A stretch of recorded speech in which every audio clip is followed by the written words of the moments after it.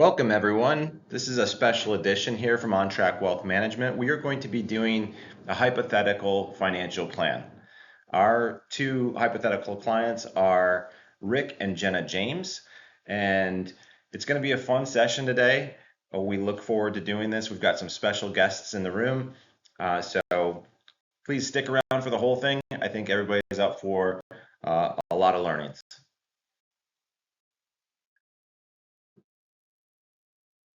So these are your hosts today. That's me, Jeremy Whidden, on the left-hand side. In the middle, we've got James Neville. I'm just an intern here from MSU. Not just, he's the intern this year, and he's doing a great job. And then on the right-hand side, you got Jim Burns. Jim Burns. All right, so guys, we are in the control room here, sitting down, having some fun here. So strap that seat belt on and get ready for some fun. So yeah, we're gonna dive into who Rick and Jenna James are. So these are the hypothetical clients that we decided to make a financial plan around. So just some demographic data for them. Both of them are 52 years old. They're Michigan State grads, go green. They still live in Michigan. They've been married for 25 years. They have a son who's 15 years old, Bobby, who plans to go to college soon. And then so just some data on Rick and what he does for a job and all that. So Rick is actually a COO for Acme Auto Supplier. He makes $300,000 a year for his salary. And one of the consistent things that Rick does is he maxes out his 401k and receives that match from his employer. Jenna used to work, but since their son Bobby was born, she's been a stay-at-home mother ever since. So just to dive into some of Rick and Jenna's goals. So their two highest priority goals are that they want to purchase a vacation home, specifically in Florida. They went down to Florida on a vacation one year and just fell in love with the area and are very dead set on buying a vacation home. They also want to ensure that their son Bobby can go to school, college specifically, and have no undergraduate debt so that they would be able to provide for his college. They would love to retire at 60 years old, and they also would like to continue with a similar lifestyle as they have now when they are in retirement. So that means not cutting their spending drastically, but mostly living in the same light as they are now. And then also they would, after retirement, they'd like to move to the vacation home that they purchased. They want to move there permanently and get out of Michigan and go down to that nice Florida heat. And then we're just going to dive into some of what's called a SCOT. It's just some of Rick and Jenna's strengths, some of their challenges, opportunities that they have, and then also some threats that we noticed on their financials. So as we dive into the strengths, we notice that the balance sheet is one of their strengths. Jeremy, why don't you touch a little bit on that? Yeah, they have good debt. They only debt they have is mortgage debt, and they are good earners, pretty good savers, so their assets are really strong with very little liabilities. Yeah, and then we also noticed that they have a very strong income, which obviously we talked about earlier. Rick's making $300,000 a year, and that they also have a good mortgage rate on their current house. And then another strength that we noticed is their net worth. Jimmy, why don't you tell us a little bit about that? Yeah, so again, as we talk about having good debt, the only debt that they have on the balance sheet at this point is the mortgage. So it's nice to see they don't have any consumer debt. There's no issues. We don't have any issues there. There's when we see folks only have mortgage debt, that's usually something that is easy to overcome and to achieve getting that thing paid off in whatever fashion that the client desires. So when you add all that up and you get down to the bottom to the net worth, we do see that Rick and Jenna have a strong net worth. And then we move into the C of the SCOT, which is challenges. A common challenge for most people is taxes. They're very confusing, especially once you get towards retirement and in the later half of your lives. And we also see that they have a little bit of a challenge when it comes to the retirement age and their spending goals, and we have to determine which one they see is more important and how we can adjust accordingly. And then we also noticed a challenge with their risk-adjusted performance. Jeremy, why don't you tell us a little bit about that? Yeah, this is a common thing. Rick kind of set it and forget it on his 401k back in his 20s. He had an aggressive mindset then. Nothing wrong with it. It's more or less it's benefited him over all these years, but now that he's in his 50s and approaching that timeline for retirement, we often have to dial things back a little bit, become a little bit more conservative, not too much. And that's one of the recommendations we're going to have for him. Awesome. And then we get to jump into the opportunities that this hypothetical couple gets to really dial back their spending possibly on education. I know for me personally, I went to community college before attending Michigan State, and I was able to save a lot of money on education. So I know that that's a great viable option. Maybe that's something that Rick can talk to Bobby about. We also see Roth conversions as an opportunity. We're going to touch a little bit on that at the very end. It's very fascinating topic of interest and something that we are excited to talk about. And then when we go to the investment allocation, Jimmy, why don't you tell us a little bit about how that can be an opportunity? Yeah, so again, like as Jeremy had mentioned, Rick is very common. He started out working at Acme auto supplier. When he was right out of college, you set that allocation very aggressively. It makes sense because you have a very long time horizon at that point. But to the point here, we know that he's now 52 years old. He wants to retire in 8 years. Having too much of your investment portfolio in equities and stocks at that point in time might not provide the most risk efficient returns. So a conversation needs to be had with the prospect of, are you really comfortable with where you're currently allocated? One of the big concerns there, as we know, is that you have a downturn in the market right before you retire. If you're all in equities, you can take a real big haircut. Same thing can happen in your first couple of years in retirement, so the sequence of returns can really come back to bite them on their nose, and we don't want that. So we want to make sure that we're situated for success. Absolutely. And then we also see another opportunity with an increase in after-tax investments. Jeremy, why don't you just touch on that for a second? Yeah, I mean, again, this is a very common thing. Rick has got he's doing a great job of putting money in that 401k, but that is all retirement funds. He's going to have to pay taxes on all that money when he gets it out in retirement.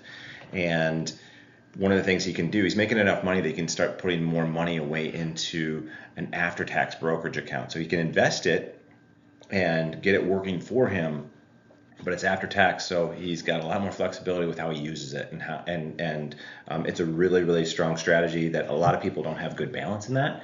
We want to balance out his various tax categories a little bit better. And I would say just real quick, that's we're talking about the investment allocation. I think most folks understand investment diversification, but the after-tax investments create tax diversification. Right. Much less discussed and probably not as well understood. Yeah. But to Jeremy's point, creating another bucket from an account to be able to pull from in retirement, it's going to provide a lot of flexibility, especially with what we know are ever-changing tax laws. Having another bucket of money to be able to pull from in retirement could provide some really great potential benefits from a tax efficiency perspective. Absolutely, yeah. Those buckets are definitely very important to pull from when in retirement. And then we get to some threats that we noticed when looking at some of their financials. So obviously a very common threat for everybody is just running out of money in retirement. That's the last thing you want to do. You want to make sure you have enough money in your retirement.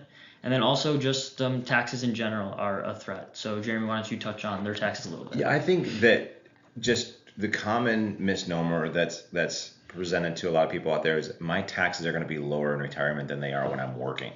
It makes sense fundamentally, sure, but people aren't factoring in how the IRS rules work with retirement plans, things called required minimum distributions. And, the fact of the matter is the tax code is probably going to get more aggressive in terms of taking more money from people than it is today. At least that's our thesis. And so taxes are generally going to go higher for folks in retirement like Rick and Jenna. So they have to watch out for it. They have to plan for it. Absolutely. And then also one of the threats we saw was the college funding and the vacation home. There's a little bit of we have to decide and prioritize which goals Rick and Jenna prioritize more. So we're gonna look at that and see how we can adjust different things in their allocation and in their goals to then be able to suit and prioritize which goals they would like to hit. They've got a lot of spending to be done here over the next few years that they've got to watch out for, right? Because their son Bobby is 15. He's going to be in college for 4 years. They got all of that expense that they've really made it clear that they want to pay for that. And then they've also made it very clear that they want to have this vacation home. So those are two big expenses that are right on the near-term horizon. So we always like to just show this in advance of getting into the actual financial plan itself, just to kind of like give that visual to the visual learners out there. They've got somewhere in the ballpark of 10 more years of their work life remaining. So that gets them to roughly 2035. And then they have 30 years in retirement. So again, there's a lot of life to live here. And a lot of folks will say, hey, I'm not going to live that long. Well, you got to plan for it, number one. Right. And the older you get, the longer you are going to live from an actuarial perspective. Right. So it is really important to have that vision that's longer and multi-decade. I'd also say here, I love the planning at the bottom there, because this is not something, when you build a financial plan, we are obviously huge proponents of building a financial plan, but it's not a set it and forget it plan. To the point above, 10-ish more years of working life and 30 years, an additional 30 years to live in retirement. There's a lot of things that are going to change during that time frame. So this is a living and breathing document. This is what we got to come back to keep us to keep those goals in focus and to understand the different changes that are going to happen in their lives, and how do we adjust for those different changes. Now we get to actually dive into the James family's financial plan and just get to look over what they're working with originally, and then how we actually recommended and changed their goal to fit their goals and meet their needs.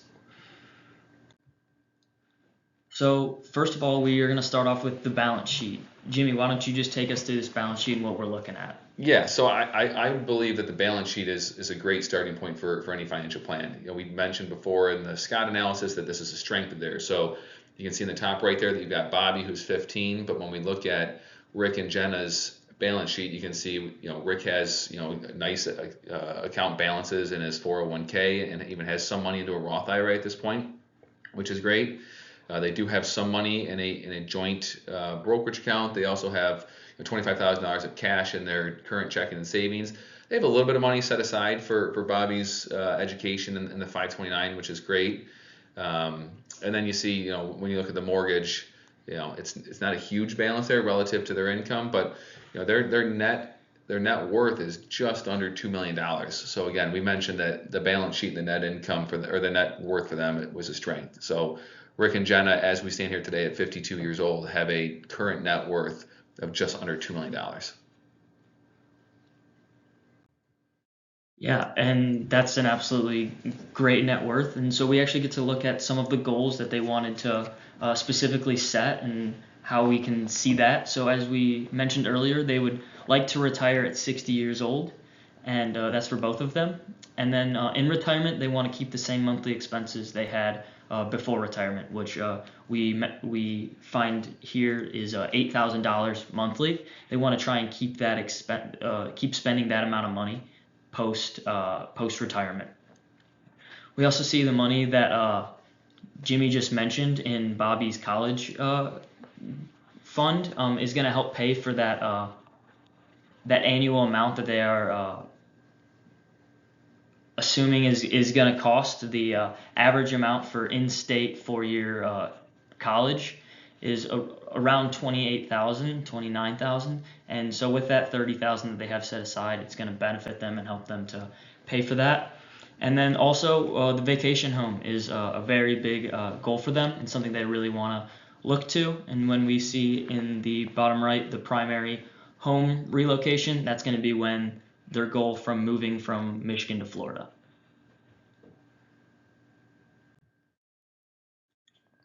So then we're just going to look at some of the current strategies that they have set, and then later down the line, we'll show how we can adjust these to better fit their goals and their needs. So Jeremy, why don't you just take us through the current strategies? Absolutely. So this is a snapshot screen from our software that we use when we're doing financial planning. So the point of putting this in here is knowing that there's a lot of different levers that can be pulled. There's a lot of changes that sometimes have to be made in one's financial plan. It gives you a little bit of a snapshot of what those are currently, and then we'll look at this in terms of a proposed set of strategies. We've talked about a lot of these, so we just wanted to give you guys a visual.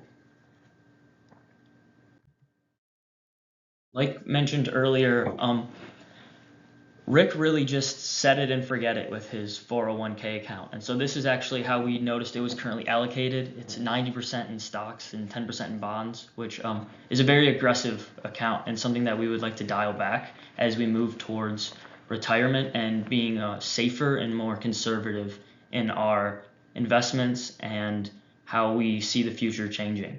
So with the current allocation at 90-10, we're going to talk to him, making that more conservative and more safer, moving towards a lesser stock and a higher bond, just to be safer for anything the market might throw at us, because we know that the market changes constantly. Just an observation that we see a lot of times from folks is that, when they do have money in the stock market, they may have chosen things at a previous time period like Rick did, and then if he has some money in an after-tax account, he might be buying some individual stocks out there that were the hot stocks of the day, perhaps. Yeah. And a lot of times you get over-concentrated risk in those individual holdings, and you can find yourself just over your ski tips a little bit. So I think you can't argue with the fact that Rick has done well. But what you have to do sometimes, you have to say, okay, what is the risk return reward quotient here, and is it good going forward? The answer is you just got to dial it down a little bit. Then we're looking at their 2024 cash flows and how they're actually looking currently. So Jimmy, why don't you just take us through these cash flows and what we're looking at? Yeah, so the devil is always in the details, and this is where you really get into the minutia of the financial plan. And so, there's a lot of nice charts and graphs that we see populated in the software, but this is where the details behind those charts and graphs are. So we see on the inflows, obviously, as we mentioned before, Rick has a very nice income, making $300,000. But what you'll notice on the outflow side, you sort of have like the normal living expense and the housing. We do see that they've gone ahead and decided to purchase the vacation home down in Florida. And so that's where you sort of see there's two boxes here that connect to that, which is the bottom box and the red, which is now going to be the cost for the property taxes and the homeowners insurance down in Florida, as well as the principal and interest associated with the mortgage. And then in the blue goals box there, they had to come up with a 20% down payment on that $750,000 house. So a big draw from their current savings. The gray bars on the outflows are covering the taxes, pretty straightforward. And then you see it in the blue box on the far right. That's Rick's 401k savings. And so what we see net in 2024 is Rick's income wasn't enough to cover all the outflows. So they had to tap into their current savings to the tune of over $135,000 to achieve the goal of making the rental or the vacation property purchase and the costs that come along with that. So 2024 was a very impactful year in their plan because of the outflows they had going.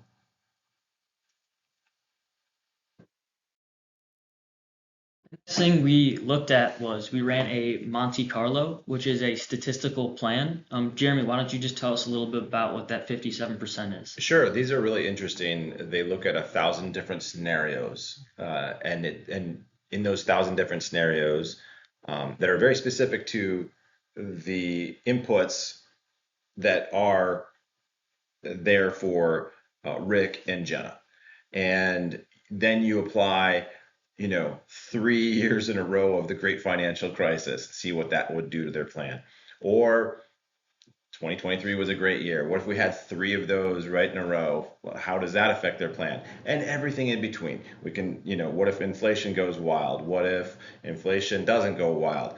What if we have, this, that, and the other thing? It looks at a lot of different scenarios. And then it gives you a median, like the middle of the road, number 500 out of 1,000. That's the median that we're seeing here. And it shows that they've got a 57% chance at this point of not running out of money before they pass, and basically a chance that they'll their estate would end up having $1.4 million. So you're going to see ranges on this. This is important to know. We use this as a starting point, this 57%, because as my partner here, Jimmy, often says, it's sort of a coin toss, right? If you're at 57%, does that make you feel warm and fuzzy? Is that something you can live with? Perhaps it's not. We would argue that's exactly right.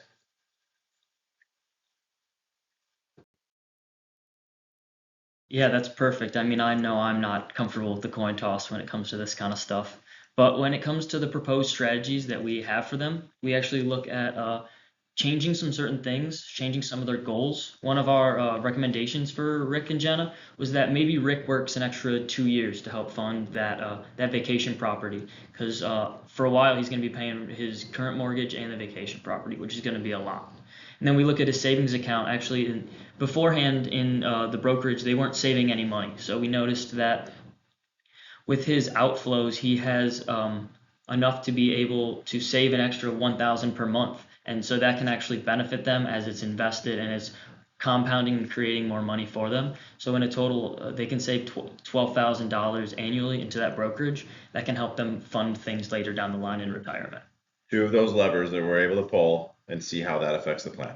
In addition to that, that brokerage account is going to, the balance, to your point, James, it's going to grow and work for them in these remaining working years. So at 52, we're now saying we want you to work 10 more years to get to 62. And those 10 more years, now you've got $12,000 a year going into this brokerage account, which is going to give you flexibility from what bucket are you going to pull from in retirement. Again, we kind of mentioned Roth conversions earlier. The Roth conversions will become a possibility because you created this additional bucket of savings that you're able to pull from in retirement. Right.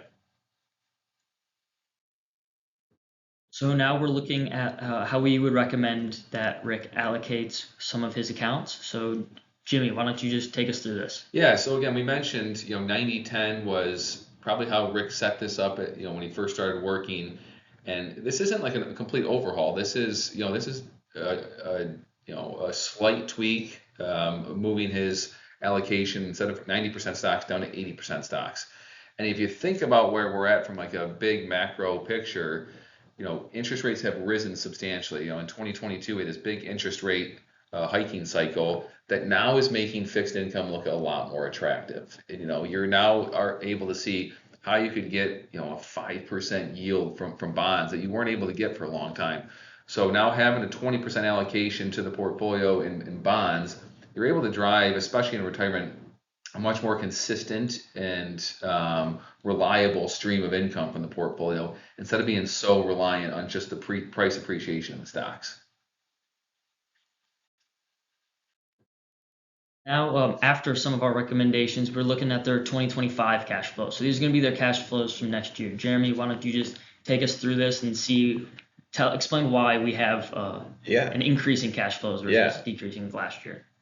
So number one, I just want to point out, that Rick has a job that he typically gets a 3% cost of living adjustment every year. So he's earning a little bit more money in 2025 than he is in 2024. You can see that. Certainly that's helpful when you've got inflation rates that are actually running hotter than 3%. So you look at their outflows, again, what haven't we changed? We haven't changed their living expenses. We've remained the same there. We haven't changed their housing expenses. We remain the same there. Now you have the rental and vacation home expenses in there as well. You also have the addition of the $12,000 or $1,000 per month going into that brokerage account, something that they can manage to do. He's still fully funding his 401k. So there's a lot of similarities, just a couple of tweaks here, and you can see how it affects everything going forward. Again, they took on a big purchase in 2024. They're also looking out at the horizon of, in a couple of years here, Bobby's going to be going to school. So it's really important that they have some of that extra money on hand to help fund that vacation or that education. Now we get to look at the Monte Carlo statistical analysis after we just pulled those few levers. Jimmy, why don't you just explain to us how we're able to jump to such a drastically high number from 57 to 75 just based off a few small things? Well, that's the key, right? Is that they're not like major overhauls, and this is so common in the work that we do with our clients. Understanding the implications of the decisions that you make and making educated decisions. If you didn't have a plan like this built, how would Rick know if 60 is an acceptable time to retire compared to 62, right? And so you want to be able to frame it out for the client to better understand the impacts of the decisions they make. And so, look, working 2 more years and saving $1,000 a month to an after-tax brokerage account for 10 years, it substantially has increased your probability of success. So you went from basically a coin flip to now you're up to 3 out of 4, right? And that ending account balance, that median ending account balance has jumped up by, over $2 million. So now we know that which you knew that those levers that we were pulling on were going to improve their probability of success, but an 18% increase in your probability of success is a huge jump. And although it might not be as warm and fuzzy as they would like, there's still more that we can do potentially to increase those probabilities. But again, it's critically important that the clients understand the impacts of the decisions that they make. We arm them with the information. They have to make the decision of what's most important to them.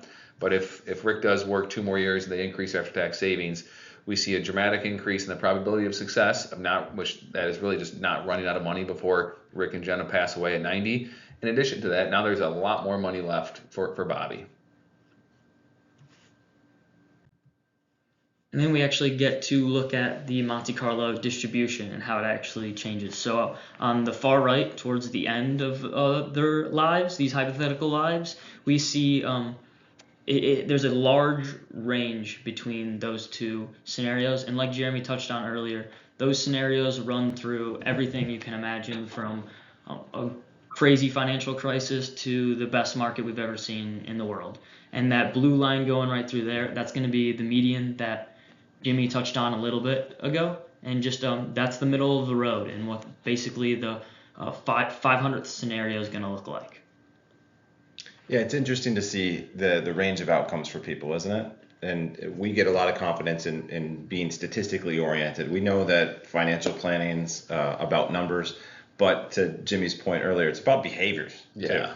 So, Rick and Jenna are going to have all the options right in front of them. They just now need to employ those good behaviors, stick to a plan, know that things are going to change too, right?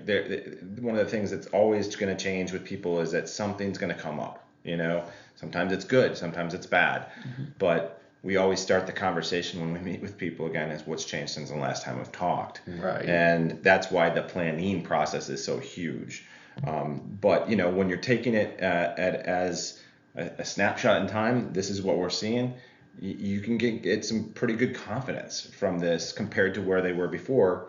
If you had seen the previous Monte Carlo distribution, there's a decent chance that they were going to run out of money in their 80s. Right. And that just does not allow people to sleep particularly well at night, and I understand that. Absolutely. So we're not done though, right, guys? Right. Not yet. So there's something else. So we know that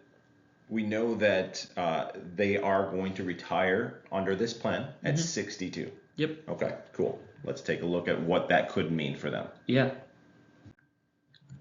So earlier we talked a little bit about how an opportunity was going to be Roth conversions and just tax conversions in general. And so Jimmy, why don't you just take us through what this is and what we're actually looking at here? Yeah, so what you're looking at here is a tax projection for Rick and Jenna. So you can see as you move from left to right on the graph here, you can see the blue. That is highlighting where their ordinary income tax bracket is. And again, many folks think or work under the assumption that they are going to pay less money in taxes in retirement than what they are paying while they're working. And we have proven that out to just not be factually correct for a number of folks. What you see here for Rick and Jen, so they stop working at 62, you see the blue bar sort of falls off and there's this gap in there where it's basically nothing. That is assuming you would continue to work under basic financial planning guidelines, and your retirement spending, the order of operations of spending is, I'm going to spend for my brokerage account first. When that account is exhausted, then I would move to my IRA, and the last bucket of investments I would tap into to provide my retirement income would be my Roth IRA.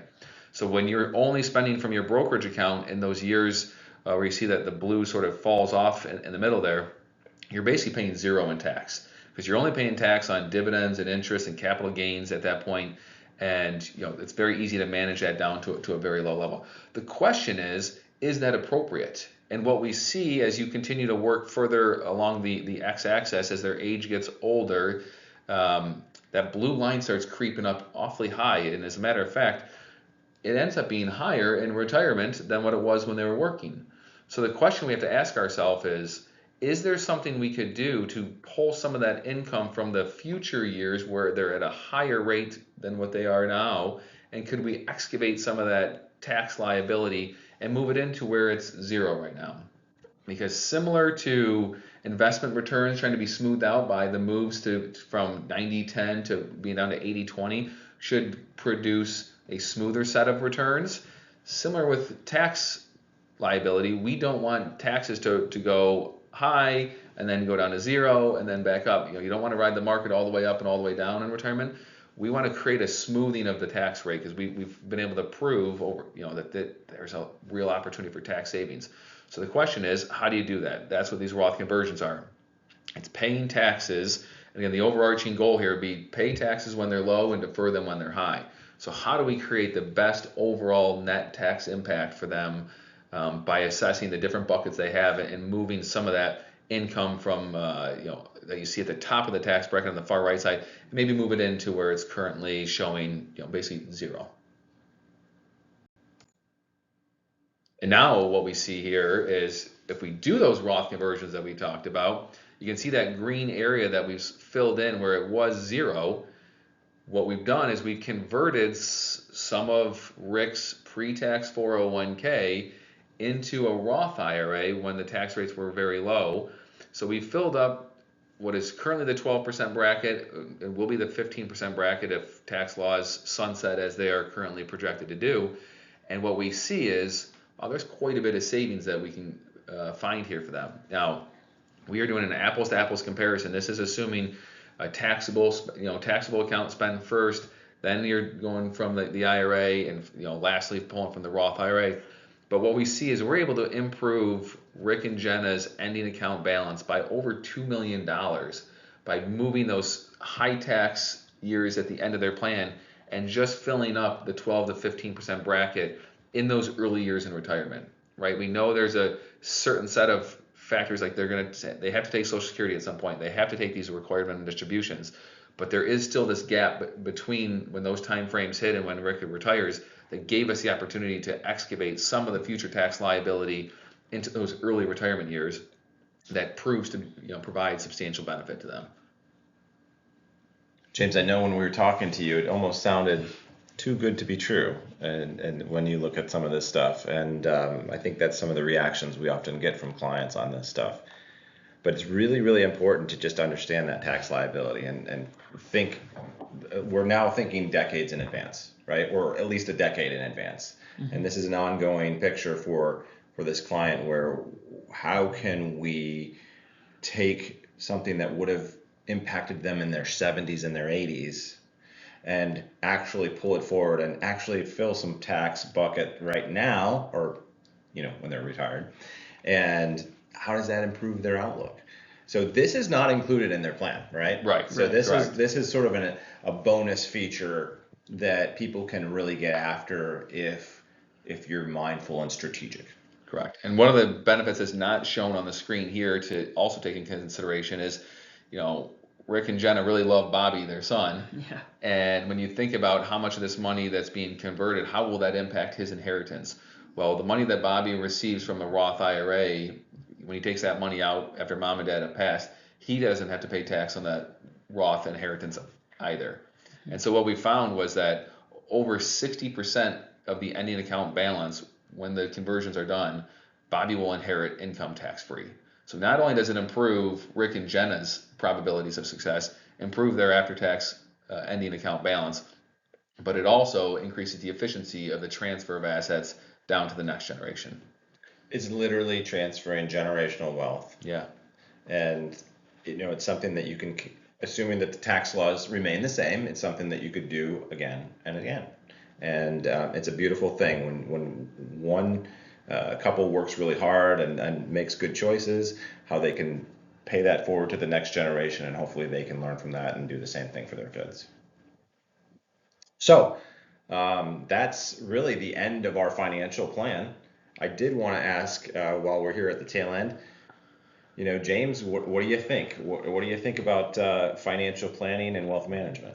Yeah, I mean, there are just so many aspects to it that I never realized or knew beforehand, and just getting to talk with both of you guys and just get to learn about all of it has been like maximally beneficial. It's been very helpful, and I mean, even just looking at these Roth conversions, it was something that you mentioned earlier. Like it was mind blowing to me. It's something I had never heard of or ever like considered to be an option or anything like that. But just in general, getting to provide financial help to people who are coming to you and wanting help is, I think, beautiful. And it's something that I can definitely see is something that I would love to get into and possibly pursue as a career.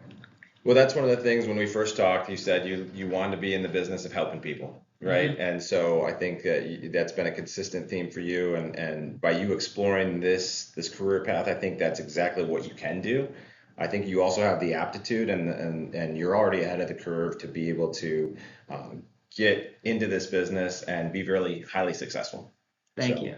yeah, we're excited to work with you this summer. It's been great. Yeah, absolutely. Well, folks, that is all we have. James, sign us out, okay? Yeah, thank you guys for tuning in and listening. Hope you have a great rest of your week, and so long.